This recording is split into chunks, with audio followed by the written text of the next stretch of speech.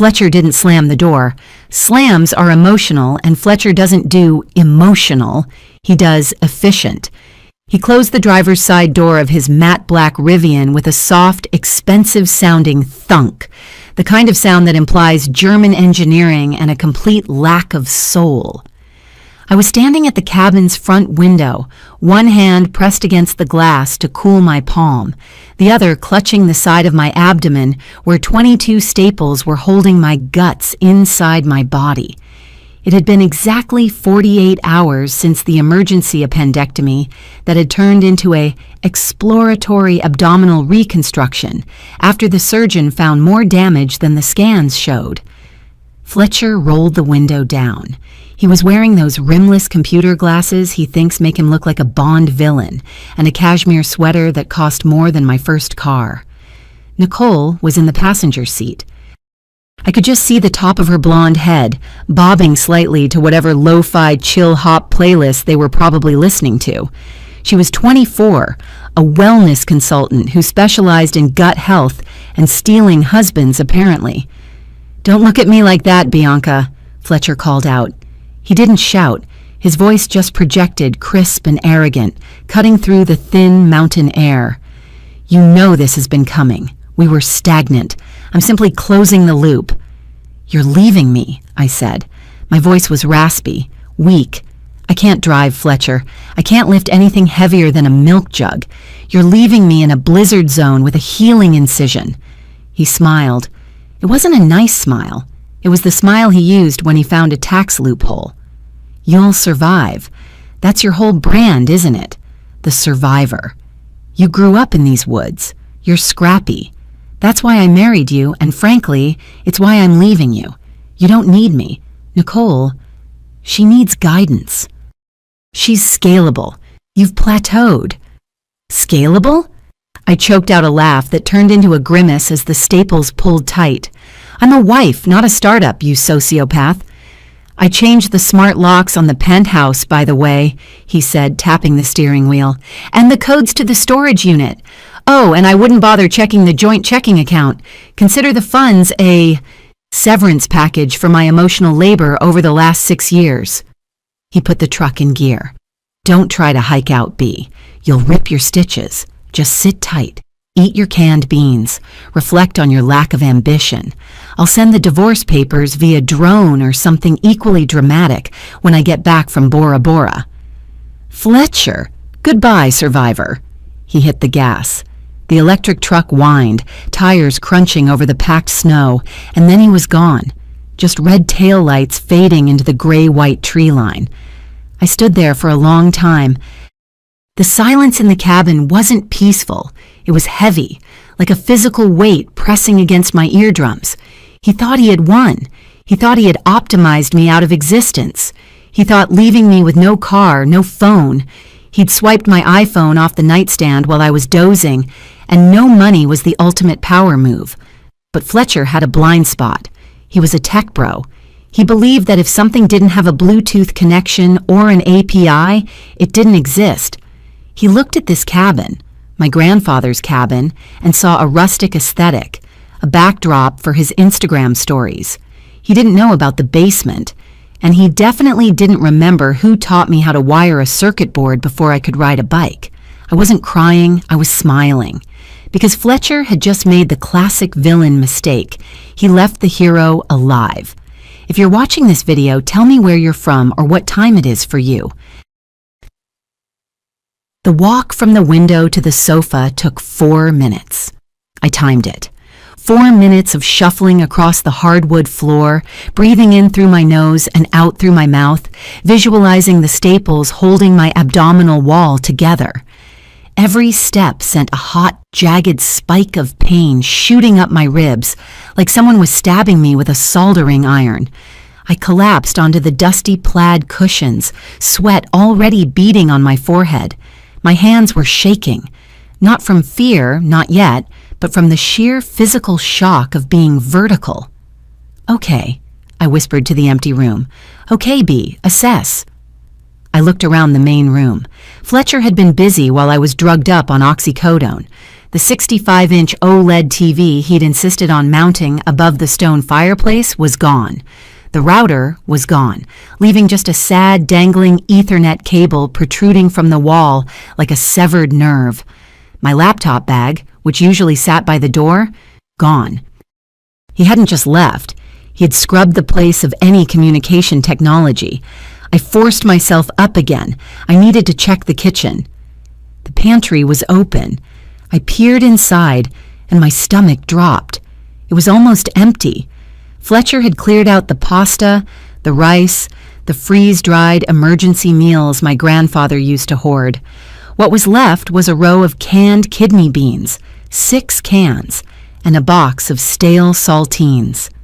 "Kidney beans," I muttered. "You absolute prick." I reached for the drawer where we kept the utensils. I pulled it open. Forks, spoons, a dull paring knife. No can opener. I checked the next drawer. Nothing. He had taken the manual can opener. He had literally taken the can opener. It was such a petty, microscopic level of cruelty that I almost respected it. He wanted me to struggle for every calorie. He wanted me to sit here, hungry and in pain, smashing cans against a rock like a caveman, thinking about how superior he was.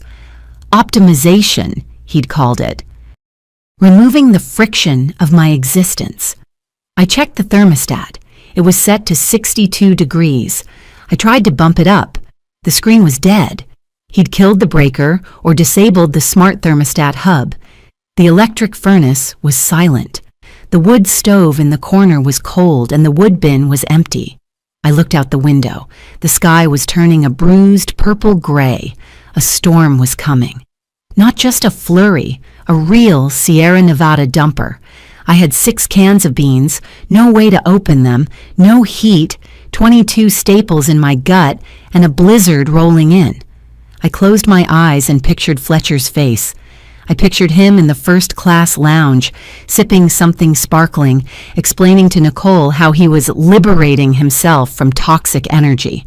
"You missed one thing, Fletch," I hissed through my teeth.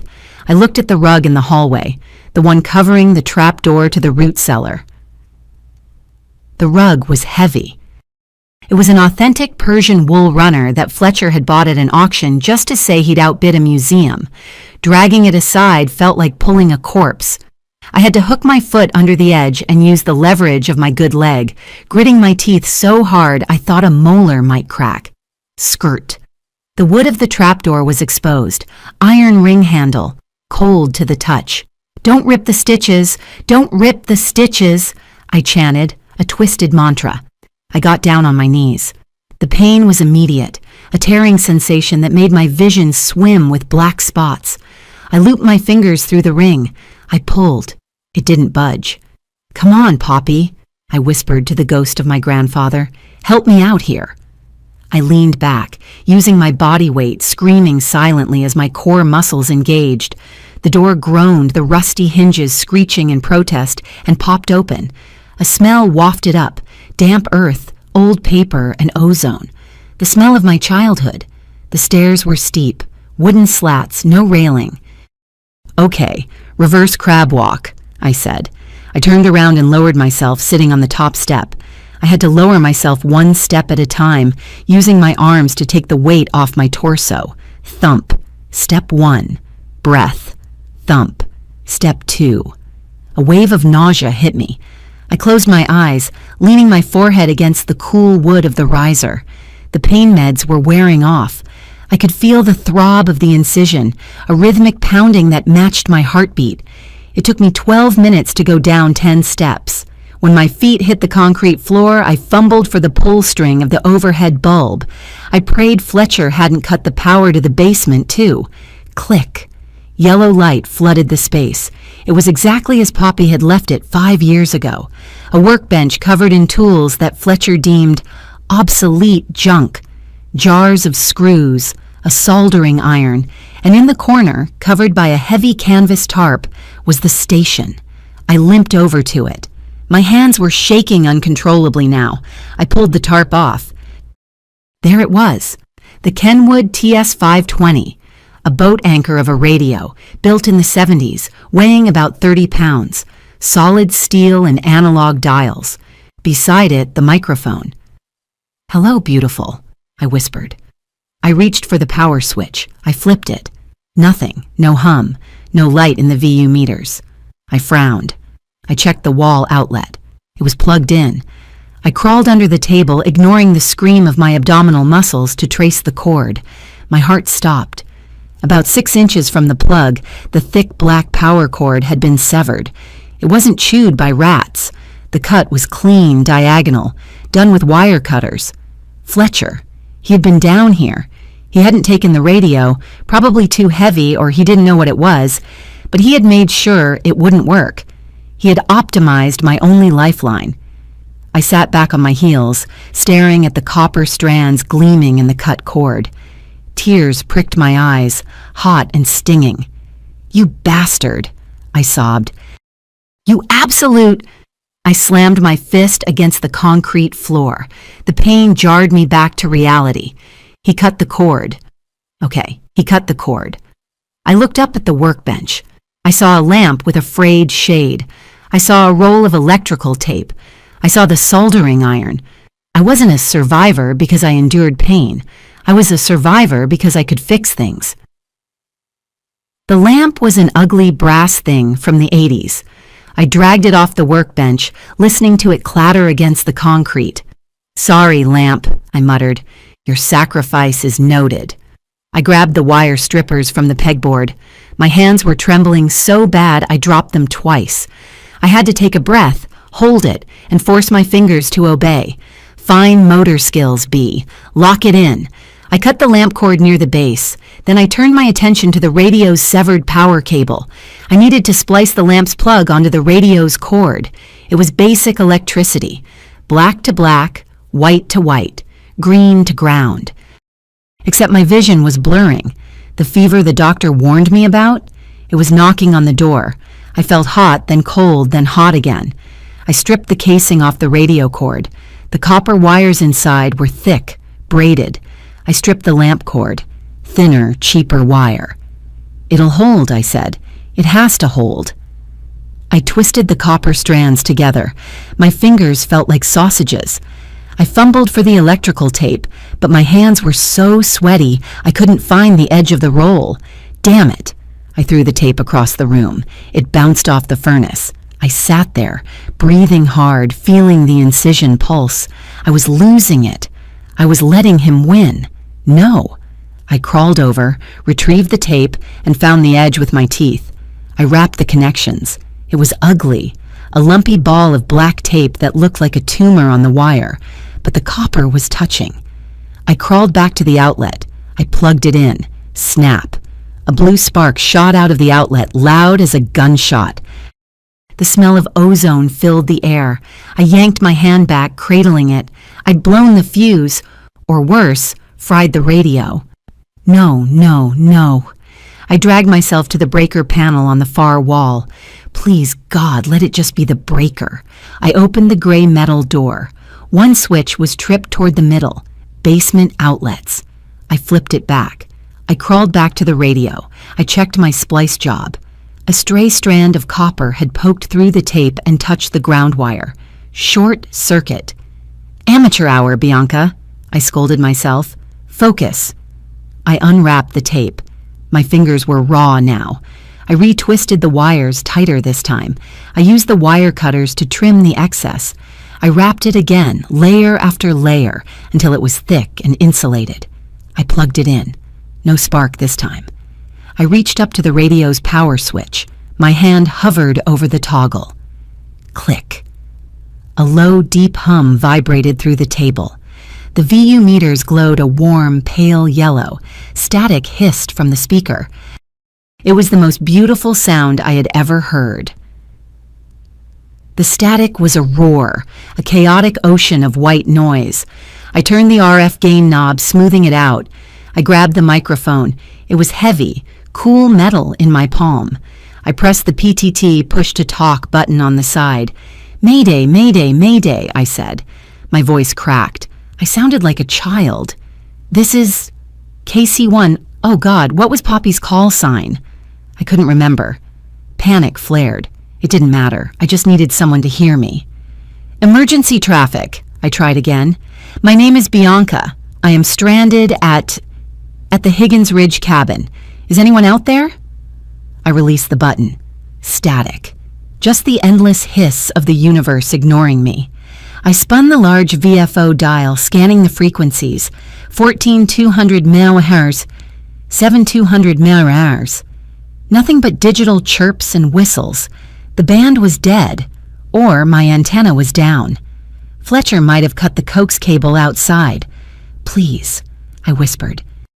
Someone.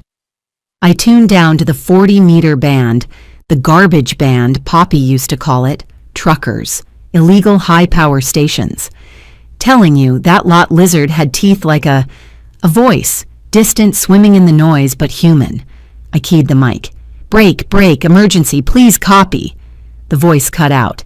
Then, someone stepped on you there, Big Rig. Say again? They didn't hear me. My signal was too weak. I said emergency. I screamed into the mic, ignoring the pain in my stomach.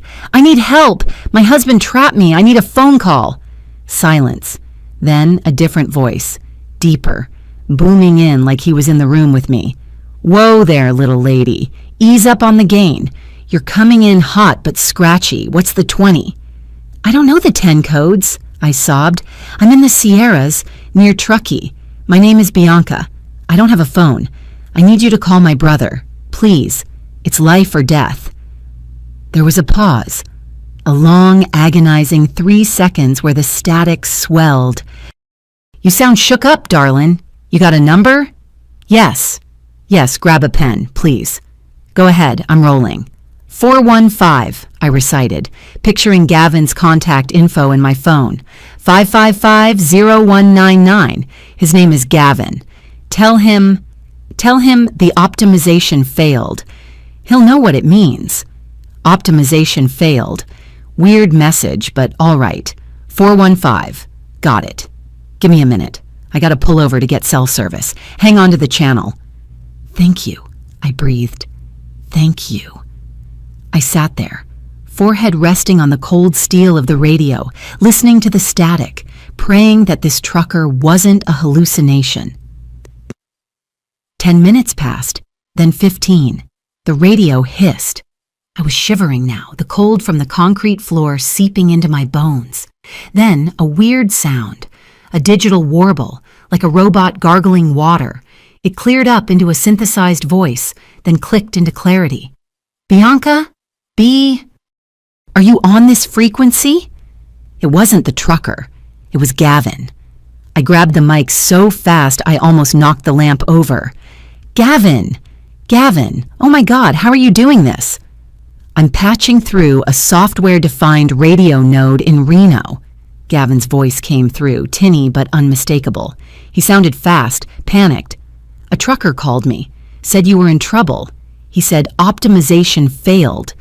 What the hell is going on?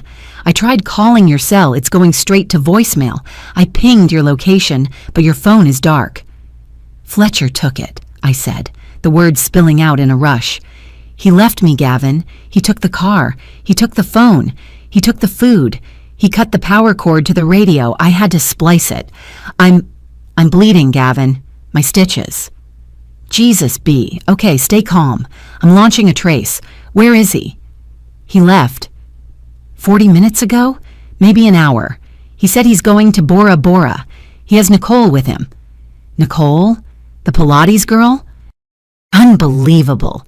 I heard the furious clacking of a mechanical keyboard in the background. Okay, I'm into the joint accounts. I'm logging in now. Holy sh... What? It's not just the checking account, He liquidated the portfolio. And... Did you authorize a transfer of the inheritance trust? No, I can't touch that without a notary. Well, someone touched it. It's gone. $85,000 moved to a Coinbase wallet 45 minutes ago.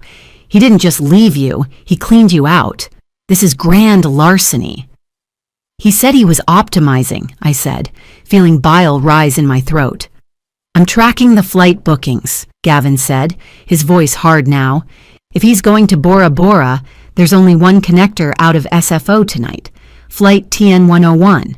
Leaves at 11 o'clock p.m. He has to check in. I'm calling the airport police. I'm getting him flagged. Gavin, I'm cold. The power is out. The storm. I know. I see the weather radar. It's a red cell. Look, I'm in San Francisco. It's going to take me 4 hours to get to you in this weather. Maybe more. You have to stay warm. Can you light a fire? No wood. He took it. God, he really committed to this. Okay. Wrap yourself in anything you can find. I'm calling the cops on him right now. We're going to stop him at the gate. I've got him, B. We've got him. I stayed by the radio. It was my only source of heat. The vacuum tubes inside were generating a faint warmth. I wrapped myself in the canvas tarp that had covered it. 20 minutes later, the radio squawked. B, you there? I'm here. Bad news. I hacked the passenger manifest for the Air Tahiti Nui flight. They aren't on it. My heart stopped. What? He said Bora Bora. I checked every flight leaving SFO, Oakland, and San Jose. No Fletcher Ross. No Nicole Vane. They aren't flying commercial. He lied, I whispered. He knew I'd call you. He used a decoy. He's smarter than we thought, Gavin admitted. Or more paranoid. I'm tracking his phone, but he must have dumped it or put it in a Faraday bag because the signal died on Highway 80. I've got nothing. He's a ghost, B. If he gets on a plane to a non-extradition country with that crypto, the money is gone. He is gone. No, I said, gripping the mic. He's not smart, Gavin. He's just formulaic. He thinks he's playing 4D chess, but he's just following a script. What script? Help me out here. He's obsessed with security through obscurity. He wouldn't book a main carrier. He'd use one of those disruptor apps, the ones that sell empty seats on private jets for cheap. He loves pretending he's a high roller. Jet smarter? XO? Think weirder. He was beta testing something last month. Uber for Cessnas or something. He wouldn't shut up about the UI. Okay. Looking at his app download history. Got it. Skyhopper. It's a charter broker app. Let me crack it. Give me a second. The silence stretched. My teeth were chattering now. The cold was a physical presence in the basement, a damp, heavy hand squeezing my lungs. Got it, Gavin yelled. Found a booking made 2 hours ago. Not Bora Bora. Cabo San Lucas. Charter flight leaving from Truckee Tahoe Airport? Wait, that's 20 minutes from you. He didn't drive to SFO, I realized. He drove to the local airfield. He's flying out right under our noses. The flight plan is filed. Tail number N4590. Wheels up in B. 30 minutes. I can't get cops there in time. Jurisdiction is messy, and without a warrant, they won't ground a private plane just because a brother calls in a theft. We need a reason, I said. A legal reason to ground that plane. We need an injunction, or a federal crime in progress. I don't know if I can do this in 30 minutes. Think, Gavin, I shouted, the force of it tearing something inside me. I doubled over, gasping. He has my money. He has the crypto. Crypto is hard to freeze without a court order. What about the car? I wheezed. The Rivian. What about it? He's obsessed with the telemetry. He connects it to everything. He has an app, DriveStat or something. He tracks his efficiency score. Yeah, so? Does the app show the tire pressure? I'm in. Yeah. 38 psi all around. Why? Can you access the route history? Yeah, I see the track. He stopped at a dumpster behind the 7-Eleven on Brockway Road. That's where he dumped my phone, I said. Keep looking. Did he stop anywhere else? No. He went straight to the airport. Wait, the car is parked in the long-term lot. It's online. Gavin, I said, a dark idea forming in my fever-addled brain. Can you hack the car? I mean, maybe. I can lock and unlock it. Flash the lights. Can you honk the horn? Yes. Can you set off the panic alarm? Yes, but he's not in the car. He's on the tarmac. I know, I said. But if a car alarm goes off in a private airfield parking lot and keeps going off, and maybe the lights flash SOS, security has to investigate, right? It causes a distraction. It delays the pilot. It's a long shot, B. A nuisance alarm won't stop a takeoff. We need to buy time for the warrant, I said. Just do it. Turn his precious optimized truck into a rave. Make it scream. Done. I'm writing the script now, but B, you need to get out of there. The temperature in the cabin is dropping. I'm looking at the sensor data from the thermostat before it died. It was 48 degrees inside. That was an hour ago. I'm fine, I lied. My fingernails were turning blue. You're not fine. You sound like you're hypothermic. Is there anyone else? Neighbors? No, we're miles from anyone. Just the crazy guy on the ridge, Higgins. Old man Higgins? The one who shot at us with rock salt when we were kids? That's the one. B, you have to go to him. He hates us. He hates everyone, and he's 3 miles away, uphill, in a blizzard. The light bulb above me flickered. Once, twice. Don't you dare, I whispered. Pop, darkness. Absolute heavy darkness. The hum of the radio died. The amber light of the meters faded to black. The storm had taken the power lines. Gavin! I screamed into the mic. Gavin! Silence. The radio was dead. The lamp cord splice meant nothing without electricity. I was alone, in the dark, in a basement that was rapidly becoming a refrigerator. I felt my way to the stairs. The climb up was harder than the climb down. I had to crawl on my hands and knees, dragging my useless legs, sobbing with every movement. My stomach felt like it was filled with broken glass. When I pushed open the trap door, the cold air from the cabin hit me like a physical blow. The wind was howling outside, rattling the window frames. It sounded like a freight train. I pulled myself onto the floor. I couldn't see anything. I fumbled for the drawer where we kept the candles, but my hands were so numb I couldn't feel the handle. I bumped into the wall. I slid down it. I was going to die here. Fletcher was going to fly to Cabo, drink margaritas, and I was going to freeze to death in my grandfather's cabin because I was too weak to open a can of beans. Survivor. The word echoed in my head. Fletcher's voice. That's your whole brand. Screw you, I whispered. I wasn't going to die to prove him right. I thought about Higgins, the scary old man who lived in the bunker-style house on the next ridge. He had a generator. I'd heard it running last summer.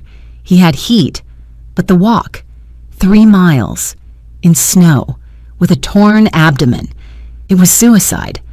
But staying here was suicide. I crawled to the mudroom. I found my boots. Putting them on took 10 minutes. I couldn't tie the laces. My fingers wouldn't work. I shoved my feet in. I grabbed the roll of duct tape I'd left on the table.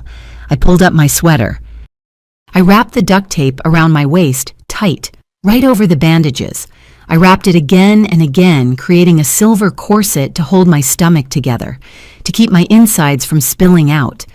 I grabbed the heavy wool coat hanging by the door. I grabbed the emergency flare gun from the shelf, the one thing Fletcher hadn't taken, probably because he thought it was a toy. I opened the front door. The wind knocked me backward. The world was white. No trees, no sky, just swirling snow. Okay, I said. 3 miles, left at the big pine. Don't die. The snow was thigh deep. Every step was a negotiation with gravity. I had to lift my leg, swing it forward, plant it, and drag my body after it. The duct tape held, but the pain was a dull, roaring fire in my core. I couldn't feel my face. My eyelashes were freezing together. I counted my steps. 1, 2, 3. I fell at step 40. I lay in the snow for a long time, the cold feeling weirdly warm and inviting. It would be so easy to just close my eyes, to sleep. No. I forced myself up. I used a tree branch as a crutch. I don't know how long I walked. Time lost its meaning. It was just white and cold and pain.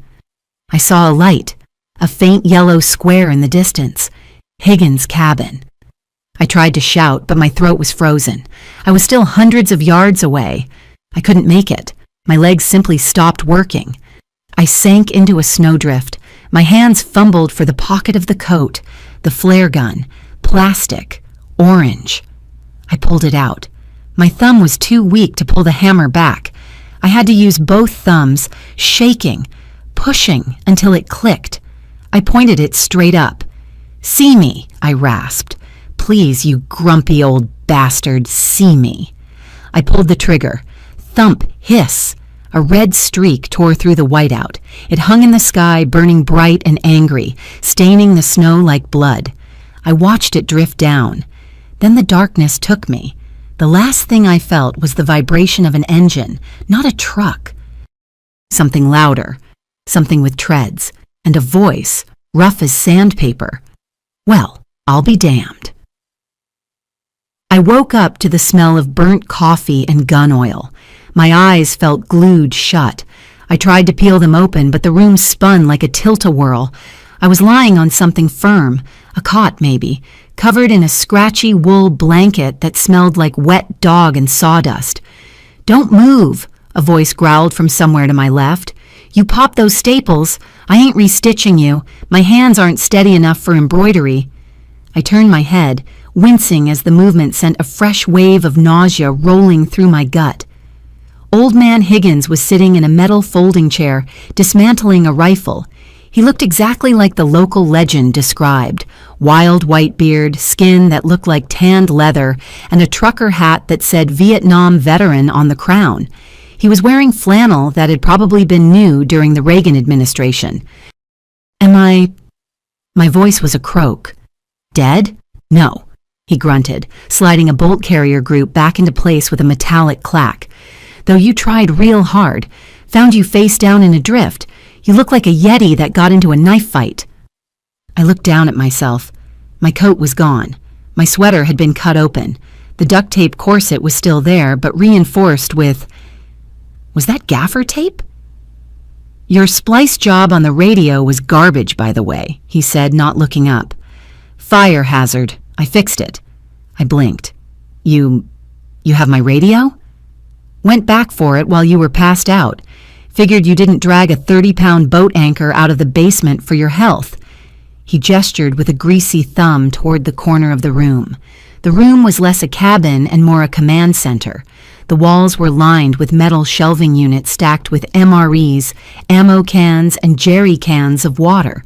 But the centerpiece was a desk dominated by electronics. My grandfather's Kenwood was there, glowing warmly, hooked up to a linear amplifier the size of a microwave. "You have power," I whispered. The hum of a generator vibrated through the floorboards. "I have a redundant propane backup system and a solar bank," he corrected. "I don't rely on the grid. Grid's for suckers and sheep." He stood up, his knees popping audibly, and walked over to me. He held out a tin cup. "Drink. Bone broth. Heavy on the salt." I took it with shaking hands. It tasted gamey, like venison, but the warmth hit my stomach and radiated outward. "Did you call him?" I asked. "My brother?" "Talked to a guy named Gavin. Sounds like a nervous chihuahua," Higgins said. "He's on the line now, waiting for you to wake up. Says he's got a lawyer on conference." I tried to sit up. The pain was still there, sharp and biting, but duller now. Maybe the cold had numbed the nerves, or maybe Higgins had given me something. "Here," Higgins said, handing me a heavy military handset connected to a sleek, modern-looking console patched into my radio. "Don't cry on the equipment." I pressed the handset to my ear. "Gavin?" "B. Oh, thank God. Higgins said he said you were stable but ugly. Is that true?" "I'm alive," I said, leaning back against the wall. "Where is he? Did you stop the plane?" "We haven't stopped it yet," Gavin said, and my stomach dropped. "But we have a shot. I have Jessica on the line. You remember Jessica from college? The one who made that guy cry in moot court?" "Hi, Bianca," a new voice cut in, sharp, professional, terrifyingly calm. "Listen to me carefully. We have about 40 minutes before that pilot files his final clearance. I need you to give me ammo." Ammo? I asked, staring at Higgins, who was now eating cold beans out of a can with a combat knife. What kind of ammo? The plane is a private charter, Jessica explained. Her voice was rapid fire. TSA jurisdiction is different. We can't just flag a passport and wait. To ground a private flight on this short notice without a federal warrant, which takes hours, we need an emergency temporary restraining order with an asset freeze. We need to prove immediate irreparable harm. He stole $85,000, I said. Is that not harm? Financial harm isn't usually considered irreparable because money can be returned, Jessica said, and I could hear her typing furiously. The court assumes we can just sue him later. We need to prove that if he leaves, the assets are gone forever, and we need to prove physical danger. He left me to die, I said. The anger flared up again, hot enough to burn through the broth. He left me in a blizzard with no food and a surgical wound. Okay, that's the hook, Jessica said. I'm drafting the affidavit right now. I need you to be specific. Don't summarize. Give me the details. What exactly did he say? What did he take? I need the cruelty, Bianca. The court needs to feel it. I closed my eyes. I didn't want to relive it. I didn't want to say it out loud in front of Higgins, this stranger who had saved my life. I started, then stopped. My voice shook. Spit it out, Higgins grunted from the corner. Shame is useless, it's just wait. I looked at him. He wasn't judging me. He looked bored, like he was waiting for the weather report. He took the can opener, I said into the handset. He took what? Jessica asked. The can opener. He left me 6 cans of kidney beans and took the manual can opener.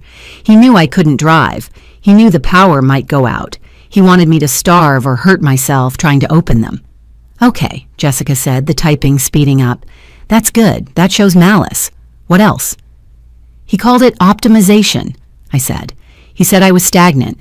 He drained the joint account, the savings, and the trust. He moved it to crypto because he knows it's harder to trace. He bragged about it. He said, consider it a severance package. Did he know about the storm? He checked the weather app before he left. He saw the alert. He smiled. Domestic violence via abandonment and calculated neglect, Jessica muttered. Combined with grand larceny and flight risk to a non-extradition zone. Okay, I'm sending this to Judge Holloway. She hates tech bros. Gavin, do you have the flight tracking data? I have the transponder signal, Gavin said. N4590. They are taxiing, Jess. They are literally moving toward the runway. Taxiing? I sat up, ignoring the pull in my side. No. I'm filing now, Jessica said. Stay on the line. I'm patching the judge's clerk in. This is going to be tight. The next 10 minutes were a blur of legalese and static. I sat on the cot, clutching the handset like a lifeline, while Higgins paced the small room. He checked the gauges on his radio equipment. He checked the window. Storm's breaking, he muttered. Wind's dying down. Shut up, I snapped. I need to hear. Ms. Ross? A clerk's voice, young, sounding bored. We have the emergency filing. You are swearing under penalty of perjury that the respondent, Mr. Fletcher Ross, has removed marital assets and left you without means of support while incapacitated. I swear it, I said. He left me to rot. And the medical condition? Post-surgical abdominal reconstruction. I have 22 staples. I hiked 3 miles in a blizzard to get to a phone. There was a silence on the line. You hiked 3 miles? The clerk asked, the boredom vanishing. Yes, and if that plane takes off, he wins. He gets away with it. One moment. The line went to hold music, generic, tinny, classical music. It was the most surreal sound in the world. Mozart playing while I sat in a prepper bunker smelling like turpentine, bleeding through my bandages. He won't get away with it, Higgins said suddenly. I looked at him. You don't know him. He always wins. He's charming. He's rich. He bends reality. Reality don't bend, Higgins said, spitting a sunflower seed shell into a trash can. People just ignore the breaking point. He pushed you past yours. Now he's finding out yours is harder than his. I don't feel hard, I whispered. I feel broken. Broken things have sharp edges, Higgins said. Cut him. The music stopped. Ms. Ross, Judge Holloway has signed the TRO and the asset freeze. We are transmitting the grounding order to the FAA tower at Truckee Tahoe Airport and the Placer County Sheriff's Department. Warrant is issued. Is it in time? I asked, my breath catching. Gavin? Jessica asked. I'm watching the ADS-B data. Gavin's voice was high, tight. Ground speed is increasing. 15 knots, 20 knots, they're on the active runway. Oh God, I said, they're taking off. They can't take off if the tower denies clearance, Jessica said. The order was sent electronically. The controller has it. Speed is 40 knots, Gavin narrated. They are rolling. Come on, come on. I closed my eyes. I could picture it. Fletcher in the leather seat of the Gulfstream or whatever it was, holding a glass of champagne, looking out the window as the snow swirled past, thinking he was free, thinking I was a loose end he'd successfully snipped. 50 knots, wait, what? Speed dropping, Gavin yelled. 40 knots, 20. They're braking. They are aborting takeoff. I let out a breath that sounded like a scream. Tower confirmed, Gavin said, sounding breathless. Pilot has been ordered to return to the apron immediately. Law enforcement is intercepting. He stopped, I whispered. He actually stopped. Told you, Higgins said, cracking his knuckles. Government moves slow, but when it moves, it's heavy. It's not over, Jessica warned. He's going to try to talk his way out of it. He's going to say it's a misunderstanding. He's going to flash that smile. Let him try, I said. Gavin, can you get the tower frequency? Can we hear it? Way ahead of you, Gavin said, patching the live ATC feed through now. The audio quality changed. It was no longer the clean digital voice of my brother. It was the crackly clipped cadence of aviation radio. November 45990, turn left on taxiway Bravo. Hold short of the ramp. Follow the sheriff's vehicle. Tower 90, the pilot's voice. He sounded annoyed. What is the meaning of this? My client is demanding an explanation. We have a filed plan. 90. We have a federal grounding order and a warrant for your passenger. Shut down engines upon arrival at the ramp. Do not open the cabin door until instructed. I leaned closer to the speaker. I imagined Fletcher's face, the confusion, the indignation, the slow realization that his optimization had hit a firewall. There was a pause, filled with static and the distant whine of turbines winding down. Then, a background noise on the pilot's open mic. A voice I knew. This is ridiculous. I'm calling the governor. Do you know who I am? Open this door. Fletcher. Even through the radio filtered through a pilot's headset microphone, he sounded like a petulant child. Sir, sit down, the pilot said, sounding tired. Tower, passenger is becoming agitated. Sheriff is on scene, the controller said. We listened in silence for 2 minutes. It felt like 2 hours. Then the sound of a door opening. Shouting. Get your hands off me! This is assault! I am a tech founder. I have rights. And then a new sound. A woman crying. High, thin wails. Nicole. Sir, turn around. Hands behind your back.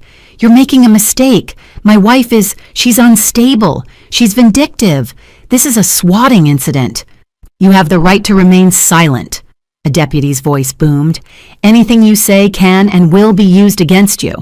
The pilot keyed the mic again. Tower 90, passengers are, removed. Requesting instructions for the luggage. I slumped back on the cot. The adrenaline that had been holding me upright, keeping the pain at bay, suddenly evaporated. He's in cuffs, I whispered. He's actually in cuffs. Sounds like it, Higgins said. He walked over and turned the volume down. Show's over. Now comes the payment. Payment? Your body, he said. You've been running on fumes and hate for 6 hours. The bill is due. He was right. As the relief washed over me, the pain came back tenfold, my vision blurred. The room tilted. "Gavin," I mumbled into the handset, I think I need that hospital now." The fever hit me like a sledgehammer. 1 minute I was lucid, the next I was shivering so hard my teeth clacked together like castanets. "Temperature's spiking," I heard Higgins say. His voice sounded underwater. 103, she's going septic." "I'm sending the chopper," Gavin's voice, distant. "Can't," Higgins said. "Ceiling is too low. Storm's breaking, but the wind shear on the ridge is 40 knots. They can't land here." "Then drive her." "Road's impassable. 6 feet of drifts." I closed my eyes. I saw Fletcher's face, but it was melting. He was made of wax. "Optimized," he whispered. "You're just hardware, B. Obsolete hardware." "I'm not hardware," I mumbled. "I'm software. I can update." "She's delirious," Higgins muttered. "All right, we're doing it the hard way." I felt myself being lifted, not gently, efficiently. I was wrapped in blankets, strapped onto something hard. "Hold on, girlie," Higgins said close to my ear. "This is gonna suck." We were outside. The cold air seared my lungs. The noise of an engine, a screaming, high-pitched whine. Then we were moving, lurching.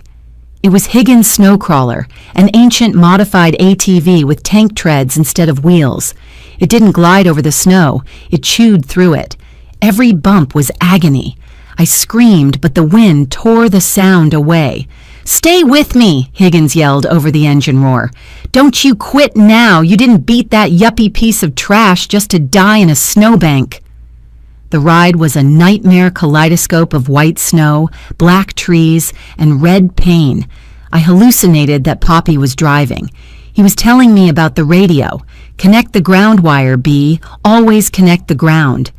Then the motion changed. Smooth pavement, sirens, red lights flashing against the snow. "I got her," Higgins was yelling. "Abdominal sepsis." "Get the gurney," hands grabbing me. Voices. "BP is 80/50, pulse thready." I looked up. A paramedic with kind eyes. "Did we win?" I asked him. "What's that, hon?" "The optimization," I whispered. "Did we win?" "Sure did," he said. "You won." Then the lights went out. Waking up this time was different. It was soft, silent. The air smelled like antiseptic and lemon polish. I opened my eyes. White ceiling, beeping monitor, a vase of tulips on the tray table. Gavin was asleep in the chair next to the bed. He looked terrible. Stubble on his chin, dark circles under his eyes, wearing the same hoodie he'd probably been wearing for 2 days. "Hey," I whispered. My throat felt like I'd swallowed sandpaper. Gavin jerked awake. "B?"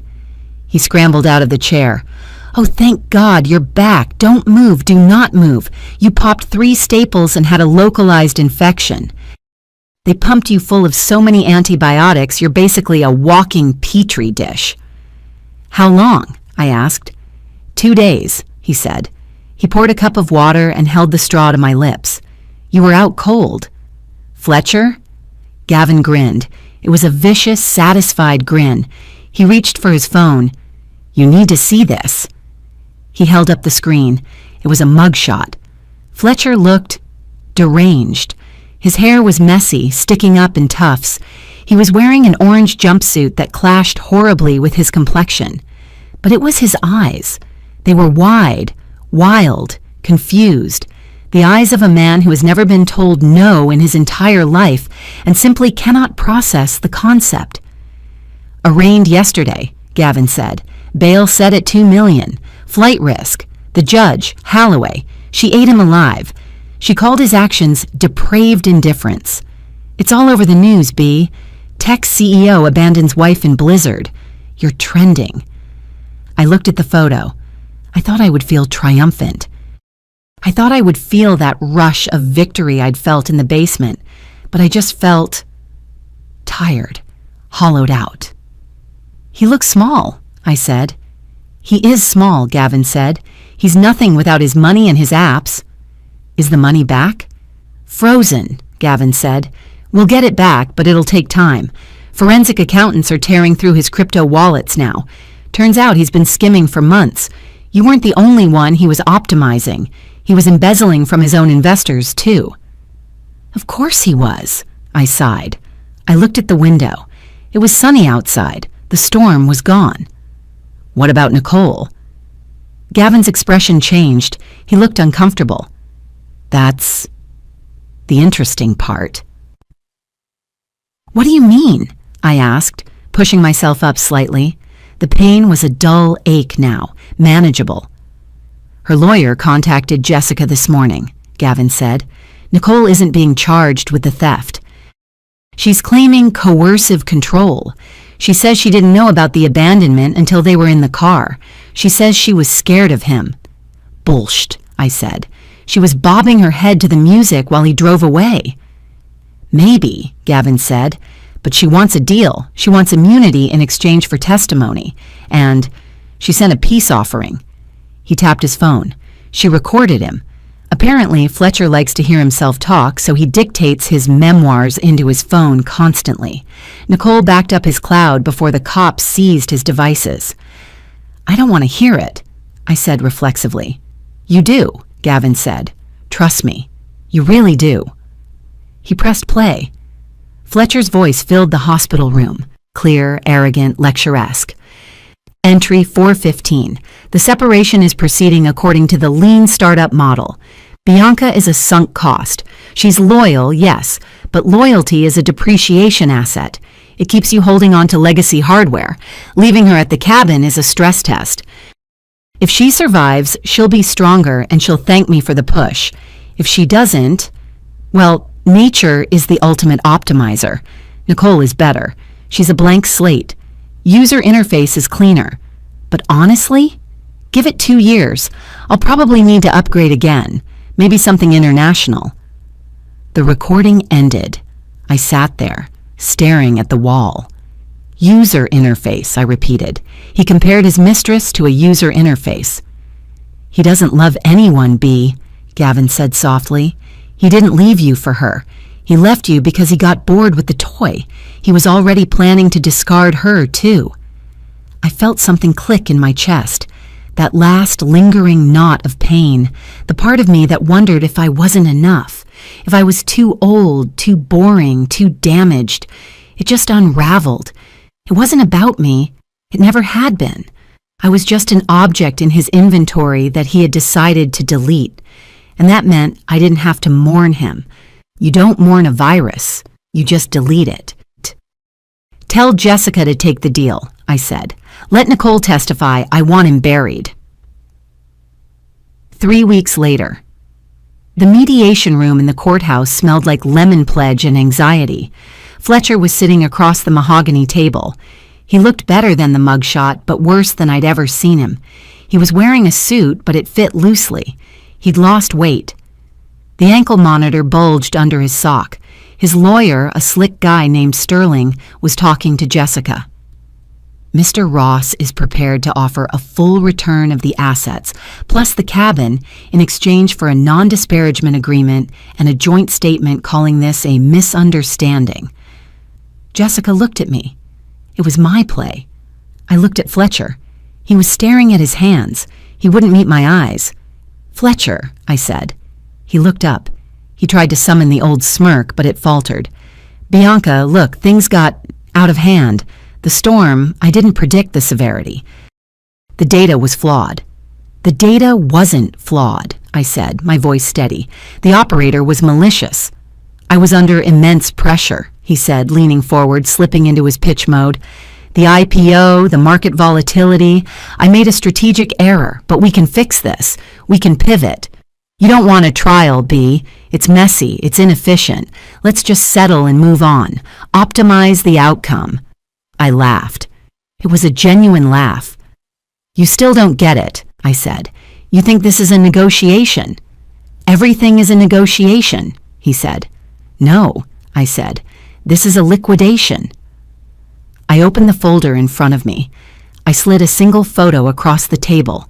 It was a picture of the can opener. the empty space in the drawer where it should have been. You took the can opener, Fletcher. He blinked. What? That's trivial. It's foundational, I said. It proves intent. You didn't just want to leave me, you wanted to break me. You wanted to make me feel small so you could feel big. That's not optimization. That's insecurity masquerading as strategy. I am not insecure, he snapped, his voice rising. I am a visionary. You're a glitch, I said, and I'm the patch. I looked at Sterling. No NDA, no joint statement. I get the money, the apartment, the cabin, and his equity in the company. Or we go to trial, and I play the recordings of him calling his investors cash cows and his mistress a user interface. I imagine the board will love that. Fletcher went pale. You have those? I have everything, I said. I have the logs. I have the telemetry. I have the receipts. I optimize my evidence gathering, Fletcher. I stood up, wincing slightly as the healing incision pulled. Sign the papers, I said, or I release the audio to TechCrunch tomorrow. Fletcher looked at his lawyer. Sterling closed his laptop. Sign it, Fletcher, Sterling said quietly. Fletcher picked up the pen. His hand shook. He signed. It's been 3 months since the ink dried. Fletcher is currently serving a 24-month sentence for wire fraud and embezzlement. The domestic charges were rolled into the plea deal, but the abandonment narrative stuck. He's a pariah in the valley. No VC will touch him. Nicole is in Bali. She rebranded. She's selling a course on recovering from narcissistic abuse. I hope she makes $1 million. She gave me the tapes. She earned it. As for me, I didn't go back to the city. I'm writing this from the deck of the cabin. I used the settlement money to renovate. New windows, solar roof, and yes, a state-of-the-art satellite internet system. But I kept the ham radio. Old man Higgins comes over on Tuesdays. He says it's to check my generator, but I know it's because I make a killer venison chili. He's teaching me how to shoot, and I'm teaching him how to use a smartphone. It's a slow process. I started a consulting firm, The Black Box. I help women in high-control relationships secure their digital lives before they leave. I find the trackers, I secure the assets, I set up the comms. I help them plan their exit strategies so they don't end up in a blizzard with a can of beans they can't open. Fletcher called me a survivor, like it was an insult, like it meant I was just someone who scraped by. He was wrong. A survivor isn't a victim who got lucky. A survivor is someone who knows that when the power gets cut and the storm hits and the world goes dark, you don't wait for a hero. You build your own light, and you always keep a spare can opener. If this story resonated with you, leave a like and consider subscribing. You can also drop any comment below, even just one word. Maybe tell me where you're watching from, or what time it is right now. Sometimes one word is enough to say you were here.